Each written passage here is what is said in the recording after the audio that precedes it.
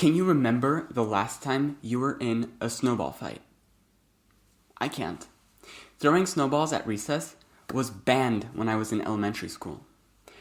Apparently, it was too dangerous. And now, my younger brother isn't even allowed to throw paper airplanes on the school playground. Like, what? Are the tips too sharp? Can you imagine rules like these when you were a child? And do we even know what effect this pursuit of absolute safety will have on the future of the children? Perhaps it is important for children to experience some level of danger at a younger age because overprotective parenting, also called helicopter parenting, can deprive a child of the fundamental skills necessary for adult life. I was raised with the ideology that a little bit of danger is essential to a healthy childhood. And so I got my first pocket knife at about the same time as I started going to kindergarten. Now that I think of it, it does seem a bit much. Just imagine a 5-year-old me running around with a knife. But here's the thing. You can't just give a kid a knife and say, well, here's a bit of danger to spice up your childhood. No. The trick is to teach them some ground rules like don't run around with the knife open and always cut away from your hand. These two basic lessons that I learned at 5 years old, I still use today. And so I know I can trust myself not to chop my hands off whenever I'm cutting some vegetables or a stencil for an art project. As a kid, we've also moved between 5 different homes, and I can barely remember the first home we lived in. In fact, the only memory I have was one where my dad showed me what would happen if I put my fingers in the electricity socket. Now at first, I didn't know what was happening. I was standing by the wall, confused why my parents had their serious faces. Then, I saw a flash, a bang, and even lightning in the room. And that's how I was taught not to mess with the sockets in the house. And no, I know what you were probably first thinking. My parents aren't psychopaths. He didn't actually take my hand to test it. Instead, he used a wire like this one to demonstrate a simple short circuit. And as a result, we never needed these finicky plastic covers that terrified parents put in all the outlets when their kids are small. But it's not just about that. Children are naturally curious, and that is just part of that stage in life. So when parents tell them that certain things are off limits, well, this almost always works as we would expect according to reverse psychology. Hence, they end up doing the opposite of what you tell them. You may ask, well, why don't we just lock up whatever's off limits and not have to deal with them possibly misusing it? Well, if we do that, then the object that is off limits becomes like a forbidden fruit, which only makes them want it more. So, at the first opportunity they can get their hands on it, their response may be more panicked and consequently more dangerous than if they had simply been taught these skills. What's more, by explaining to me that the other kids needed the socket covers and that they would give me a chance to prove that I didn't need them, not only made me feel more like an adult, but also getting the responsibility of not electrocuting myself boosted my self-esteem.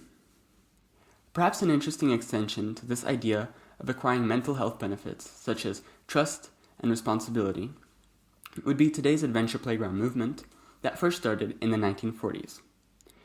To give you an idea of what makes an adventure playground unique, I'll identify some basic differences between the two types. Firstly, adventure playgrounds, or APs, have customizable and moving parts, which includes tools and loose material, while conventional playgrounds do not.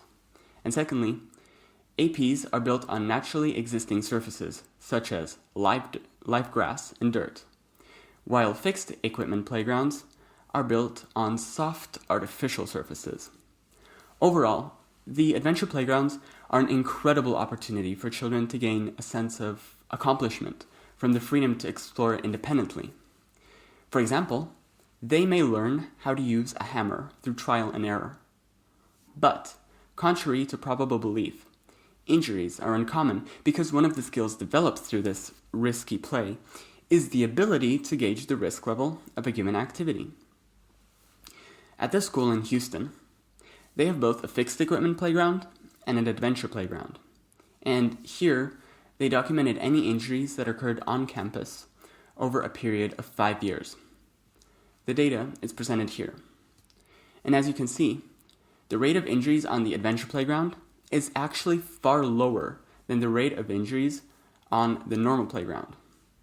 So, in addition to being safer, the children on the AP are simultaneously building trust, not just between them and the parents, like in the electricity socket example, but also trust towards themselves, like in the knife example. But what if you don't have an adventure playground nearby, and your kid has nothing to do? All parents are probably familiar with their kid's favorite activity when they can't go outside. Their smartphones. Now, I don't think I have to try very hard to convince you that smartphones are a bad influence. Besides the usual depression, anxiety, and sleep disorders, increased smartphone use for entertainment purposes can lead to a decrease in the ability to find things to do independently. Do you often hear the phrase, "Mommy, I'm bored," or "Daddy, I don't know what to do"? These common phrases carry far more significance than we may initially expect, as they are an indication that the kid has minimal levels of self-direction and needs to be given tasks from someone else. I mean, this makes sense. Homework is assigned by teachers, sports are organized by coaches, even video games are created by adult developers.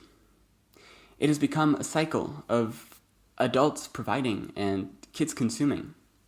But when my mom recalls her childhood, I always hear stories about after school, all the kids would go outside and play. And she makes sure I hear that there were no parents outside giving them activities to do. There was no passive entertainment coming from the internet. No, all their ideas had to be self-driven.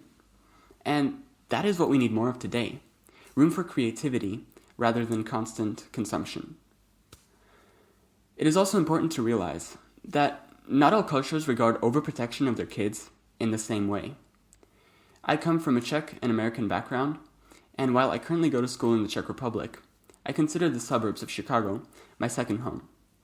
And from my experience, I can safely say that in general, the Czech culture is far less protective of their kids than the American culture. One example of the differences between the two cultures is in the types of bikes little kids learn to ride on. How many of you have had a tricycle like this one? Well, in the Czech Republic, kids aged 2 to 3 are already learning how to balance on a type of bike called an odrážedlo, which doesn't have any pedals or training wheels. This seemingly small difference is actually an indication of the generally different mindsets and parenting norms between the two countries. But despite this cultural difference, I've actually been nicknamed Mr. Careful in my family. And in all my 16 years, I've never broken a bone or required stitches from an injury.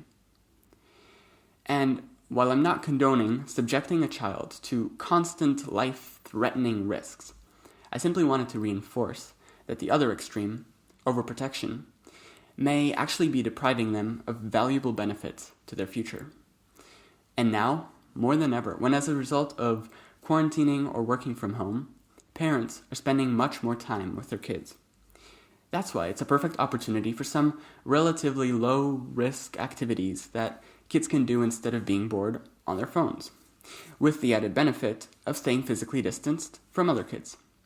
For example, letting them help with cooking, baking, or building new furniture. So, what I want you to remember is that a little bit of risk boosts confidence, encourages responsibility, drives innovation, but kills complacency. Thank you.